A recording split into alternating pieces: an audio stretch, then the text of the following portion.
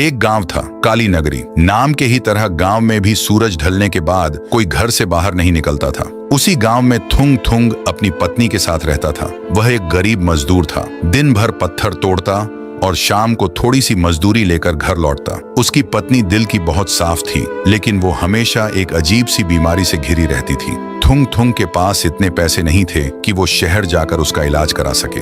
एक रात थुंग थुंग काम से लौट रहा था। अचानक जोरों की बारिश होने लगी। बचने के लिए वह जंगल के किनारे एक पुराने खंडहर हो चुके मंदिर में छिप गया। वहां घुप अंधेरा था। तभी थुंग थुंग की नजर मंदिर के एक कोने में गई और उसने देखा कि कोने में एक अजीब सी मूर्ति रखी है। मूर्ति की आंखें लाल थीं और उसके हाथ में एक पुरानी जंग लगी चाबी थी। थुंग थुंग थोड़ा डर गया और जैसे ही बारिश खत्म हुई, थुंग थुंग वहां से जाने लगा। तभी एक भारी और डरावनी आवाज गूंजी, थुंग थुंग, तेरी बीवी मरने वाली है। अगर उसे बचाना है तो ये चाबी ले जा। थुंग थुंग डर के मारे कांपने लगा। उसने कांपते हुए पूछा, ये चाबी किसकी है? आवाज आई, ये लालच का ताला खोलने वाली चाबी है। इसे किसी भी बंद दरवाजे पर लगाना, दरवाजा खुलेगा तो अंदर सोने चांदी का ढेर मिलेगा। लेकिन याद रखना, जितना धन तू निकालेगा, तेरे शरीर का कोई हिस्सा उतनी ही जल्दी मिट्टी में बदल जाएगा। बीवी की जान बचाने की मजबूरी में थुंग थुंग ने हिम्मत करके वह चाबी उठा ली।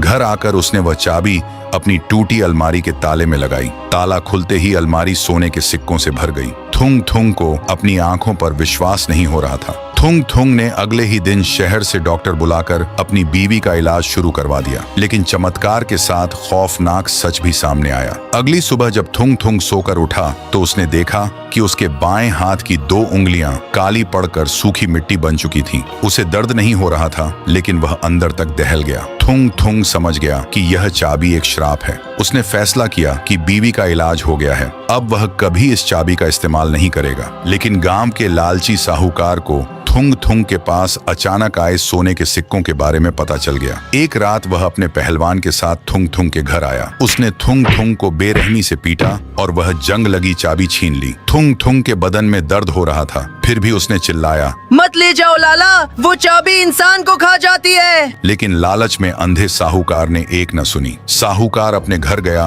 और उसने अपने बड़े कमरे के दरवाजे पर वह चाबी लगा दी। जैसे ही दरवाजा खुला, पूरा कमरा सोने की ईंटों और हीरों से जगमगा रहा था। साहूकार खुशी से पागल हो गया। लेकिन अगले दिन जैसे ही साहूकार सोकर उठा, अचानक साहूकार को महसूस हुआ कि उसके पैर सुन्न हो रहे हैं। उसने नीचे देखा तो उसके दोनों पैर मिट्टी बन चुके थे। साहूकार डर के मारे चीखने लगा, लेकिन लालच में उसने इतना सोना निकाल लिया था कि देखते ही देखते उसका पूरा लालची शरीर मिट्टी में मिल गया।